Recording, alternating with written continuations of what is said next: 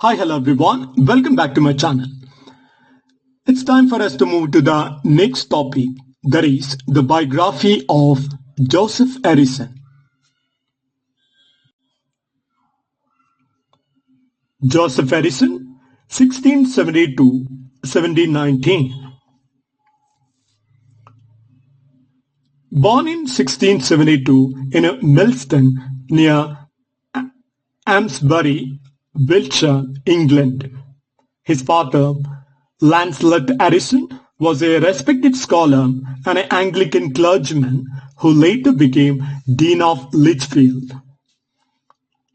Joseph Addison's mother, Jane Gulston Addison, came from a Welsh family of gentle background. Joseph Addison grew up in a learned and religious household surrounded by books which nurtured his intellect and moral sensibility.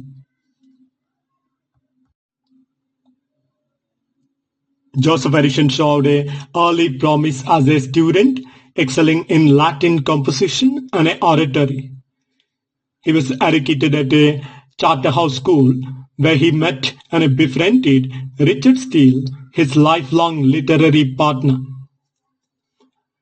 Addison went to Queen's College, Oxford, and later secured a scholarship at a Magdalen College, Oxford. Joseph Addison obtained a BA in 1691 and an MA in 1693. Distinguished himself by his Latin poems, which gained recognition in academic circles and were admired both for their elegance and a classical polish. His Oxford years shaped his refined taste, rational outlook, and a humanistic education, which became the foundation of his essays. His first significant work was a poem to His Majesty, 1695, celebrating King William III's victory at Nama. This poem attracted the attention of Lord Somers and the other leading Whig statesmen, who became Addison's patrons. He received a government pension to travel and study in Europe to prepare for a diplomatic career. He traveled to France, Italy, Switzerland, and Austria in 1699 and 1703 years, a journey that broadened his cultural knowledge and refined his aesthetic sensibility. During his travels, Joseph Addison wrote Letter from Italy, 1703, a poem that reflects both his love for classical culture and his patriotic pride. Upon returning to England, Addison was supported by the Whig Party. His political poetry, particularly the Campaign, 1704, written to celebrate the Duke of Marlborough's victory at Blenheim, won him nationwide fame. The poem's graceful use of the English heroic couplet and its patriotic tone impressed even Queen Anne. He was appointed to several government positions, including Commissioner of Appeals in Exercise in 1705, Under Secretary of State 1706, Chief Secretary for Ireland 1709-1710, Member of Parliament 1710-1719, Secretary of States for the Southern Department 1717-1718. As a statesman, he was respected for his honesty, moderation, and reason, though he was not a dynamic public speaker. The Tatler, the Spectator, and the Guardian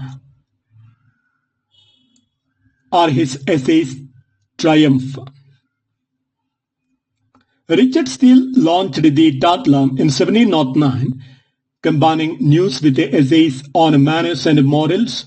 Addison soon became a chief contributor.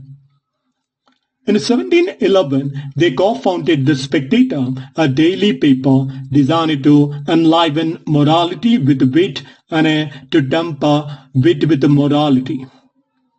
The Spectator ran 555 issues from 1711 to 1712 and later revived for a short run in 1714. Addison's contributions stand out for their moral elegance and a conversational tone, gentle humor, refined style, and a keen observation of human behavior.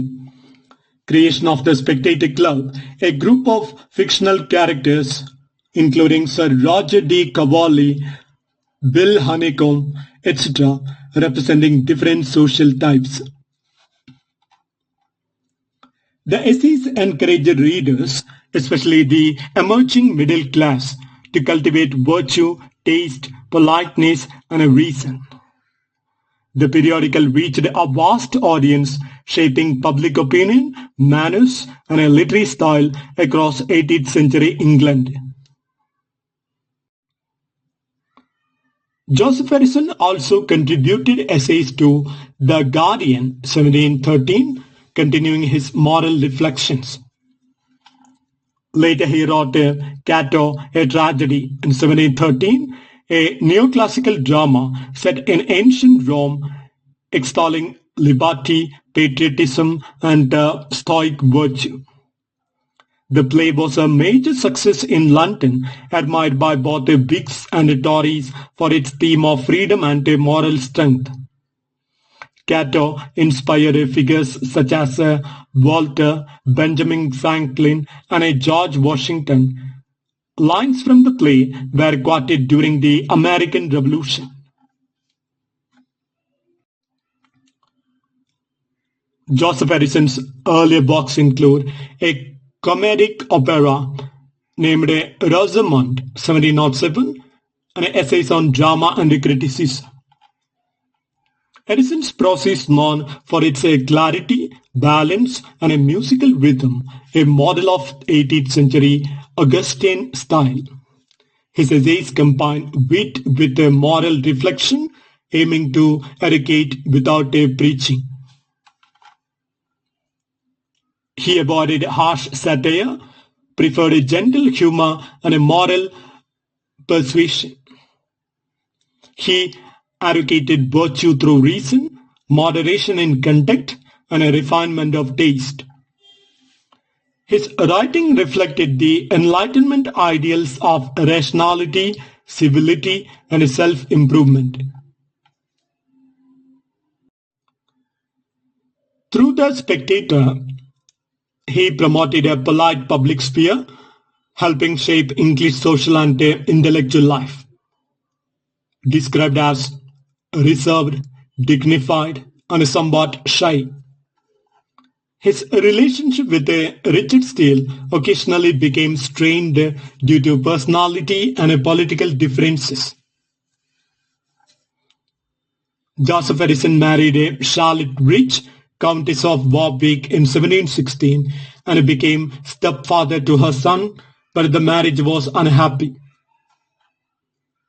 He is known for his modest virtue, calm temperament, and a mild humor. He suffered from asthma and poor health, which worsened in later years. Despite his social reserve, he was widely respected as a man of learning, taste, and moral influence. His health deteriorated during his term as Secretary of State, leading him to resign in 1718. He died on June 17, 1719 at a Holland House, Kensington, aged 47. On his deathbed, he is said to have called a young nobleman to his side and told him, "See how a Christian can die." He was buried in Westminster Abbey near Geoffrey Chaucer, among the great figures of English letters. His major works include A Poem to His Majesty, 1695, Letter from Italy, 1703. The Campaign, 1704. Rosamond, 1707. The Tatler Essays, 1709-1711. The Spectator Essays, 1711-1712. Then 1714. The Guardian, 1713. Cato, a Tragedy, 1713. Dialogues on Medals, published posthumously in 1726. Considered one of the fountains of modern English prose and periodical letters. Joseph Addison helped create a moral and literary culture for the English middle class.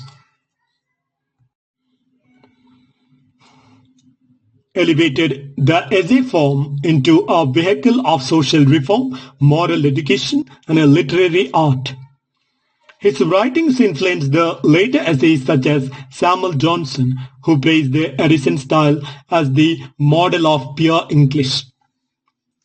Oliver Goldsmith, Charles Lamb, and William Hazlitt were all impressed by his essays. The Spectator essays became part of school curricula for generations, shaping ideas of virtue, civility, and a literary taste. His balanced style and moral elegance represented the age of reason and Augustine ideals of harmony and order.